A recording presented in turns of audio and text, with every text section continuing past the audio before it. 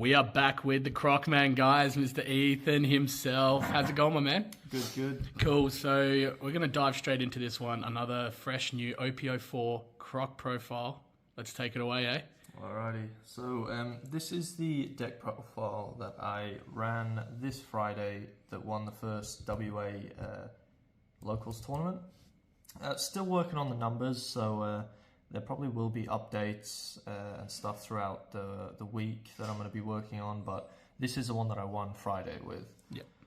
So starting off at the top, we've got your Who's Who. Now, Who's Who is a new addition to the deck that I've added. It's a 2-of. I honestly might even take it out, but this one is a top 5 searcher that searches Animal Kingdom, which searches quite a lot of your survivability cards in this deck. So this isn't a card I really use early game. It's very much a card I use to look into my Dragon Twisters, to get my 10-drop Kaidos, to get my 2k counters, and that kind of mid-game to get my Rockies. But other than that, it's just a survivability card that I'd use very late game if I need to stay alive for one more turn. Yeah. Then obviously you've got your Kaias, which is good cycle, but mostly just used as a 2k counter. And then another addition to the deck, you got your Sasakis.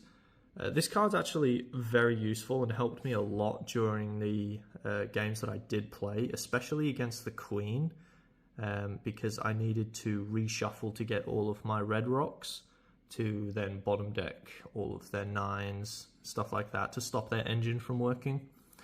So this is on play, return all cards in your hand to your deck and then draw that many times, or draw that many cards back. So very, very good to get through your deck again.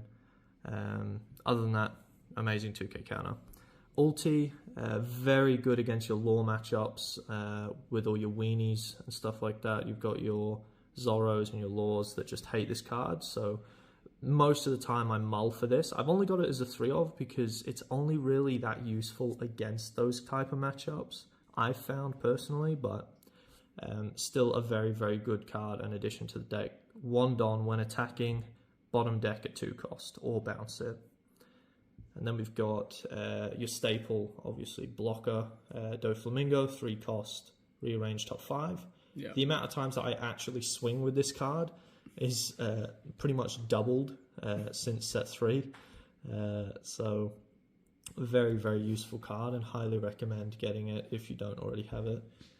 Another Mihawk 2k counter, never sees play on my end of play. So just use it's just a 2k counter. Yeah.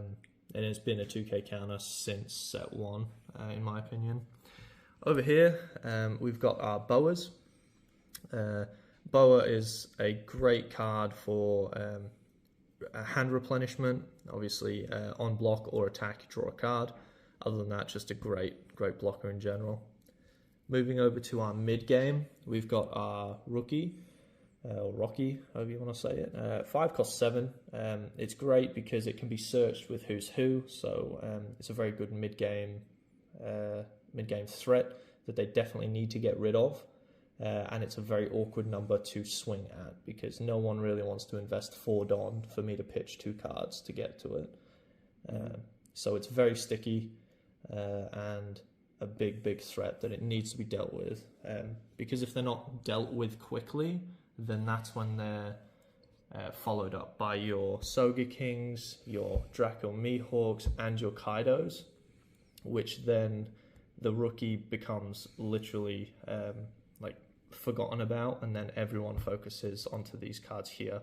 So the reason I've gone for this 3-3-3 split is because we've got so much cycle through this deck with our Sasakis, our Kaias, our Who's Who's to find our 10 drops, our Boa Hancocks, and we've even got our Doflamingos, which rearranges the top 5. So I've found that a 3-3-3 split is a lot more beneficial than going heavier on each one because all of them are useful in their own right. Soga King is very good on curve, bouncing the 6 and cycling 2 to hopefully maybe draw into your Mihawk or your Kaido. And then obviously you've got your Mihawk and Kaidos. Kaido is a absolute beast. Oh, this guy's nuts. Been introduced this set. It's an 8 cost that it's a 10 cost that bounces an 8 and a 3, which is absolutely huge, because most big threats are actually 7 costs. So bouncing 8 and below, very beneficial and very big to turning the tables. Yeah, 12k body on the board as well. That's Indeed. just huge. This is our first 10 cost 12k that Blue's getting introduced, so finally getting some legs into the color, which is very good. And then moving to our events. Now I'm very event heavy in this iteration of the deck. So we've got our Gum Gum Rain. I run this as a one-off purely because we do have quite a lot of cards that have no counter, which is your 10 cost Kaidos, your 9 cost Mihawks, and not your Soga Kings. But these 6 cards adding into the events themselves that don't have counter, that if you don't keep Don up, you can't get out of your hand. It's a very useful card just to pitch to stay alive for a turn or negate an attack to one of your characters. Then we've got our 3000 Worlds. I run this as a 3 of. It might go down, might go up. Still experimenting, but at the moment I have it as a 3. I find it very useful to get rid of a lot of green cards, a lot of black cards, like your Kyros, your Diamantes, all of those real sticky cards, even your Rush Luffys that your Whitebeards are now using again. So very good addition to the deck. Been a staple since its release, I guess. And because it's a 4 cost, you can then double it up with your leader ability, paying 4 Don to bottom of 5, and then negging 4 Don to bounce of 5. So it's a very good combo as well. So any reason why you only just run a one-off? Of the Gum Gum Rain? Gum Rain, yep. Honestly, it is just a filler card because I didn't want 4 3000 Worlds. Okay. And I needed some way or another way to get dead cards out of my hand since we are so heavy on events in this deck. Gotcha. Yeah.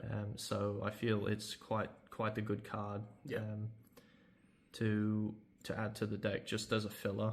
Awesome. And then we've got this amazing card over here that is a new addition to OP04. This is a 2 cost event plus 4k, which is amazing. It's like our Love Mellow. But the reason I have opted to Dragon Twister instead of Love Mellow is in this format, in this deck build, as you say, we have a lot of cards that are going to be in your hand for quite some time that you're going to be waiting to drop. So unfortunately, you actually don't meet the requirements of Love Mellow too many times in the game. So you'd want to run a card that still gets an effect off, has an amazing trigger for one, and has its full potential used as you use it instead of plus 4k and not being able to draw a card. So that's why I've dropped Love Mellow. Because again, this helps with the Law matchup, the Zora matchup, even your Whitebeard matchup.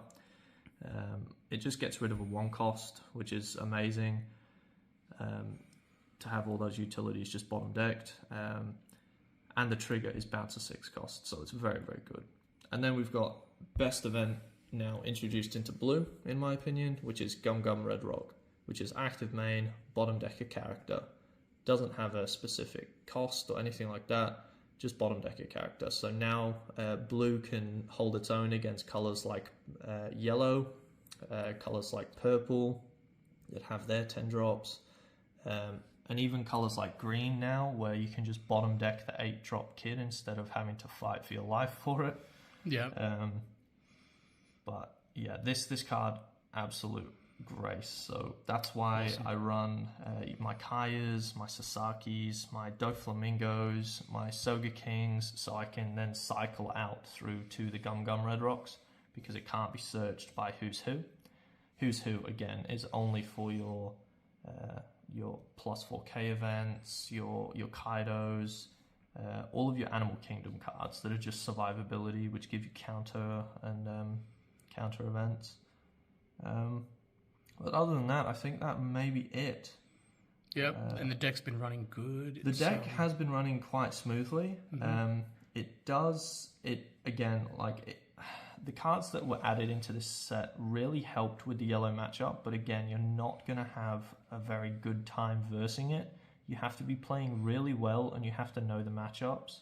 Yep. It's not as bad as it used to be, but if you're playing expecting to just be able to go toe-to-toe with them, that's not going to be the case, purely because their 10 drop is just too strong. Because there's no downside to dropping their 10 drop at all. They gain a life, you lose a life. Yes, you can bottom deck it with Gum Gum, but then that's 90% of your turn gone. And you need to capitalize on stuff like that. Other than that, I'd say the really strong matchups that I've played into, I'd almost say Doflamingo is quite good, purely because they're using 90% of their turn to vomit a board out, and then you're using half of that to bottom deck it. Yep. So Doflamingo is quite used leader this set, so being good against Doflamingo, purple-green, that is quite strong. Other than that, I believe everything else is just, you have to know the matchup to play well. Nothing's going to be free this set, unfortunately, because of all the strong cards that have been introduced. Other than that, I'd say that's everything. Beautiful, man. Well, the deck looks like... Yeah, we will be updating this, so stay tuned. I'm sure we'll do another deck profile very soon with a few change numbers. Get another one for like OP05, perhaps. Yeah, that's it. Keep them running, man. Keep them running. Doing a great job with Croc. And then, of course, any shout-outs? Big shout-out to Eternal Magic. Yep. One of our big sponsors there. It's where we get all of our singles from. And if you're ever looking for cards, singles, 90% of the time Eternal Magic have it. So big shout out to those guys hooking us up with the big cards there. Other than that, I'd say that's about it. And of course, big shout out to our other guys, Beyond Odyssey there, Mitch and the crew, always doing a great job for us. And Team Card Titan, Indy, man, we can never forget you too, bro. Big shout out to you. So yeah, thanks for tuning in, guys. We really appreciate it. Remember to like and subscribe and to hit that bell to stay notified, and we will see you on the next one. Thanks, Ethan.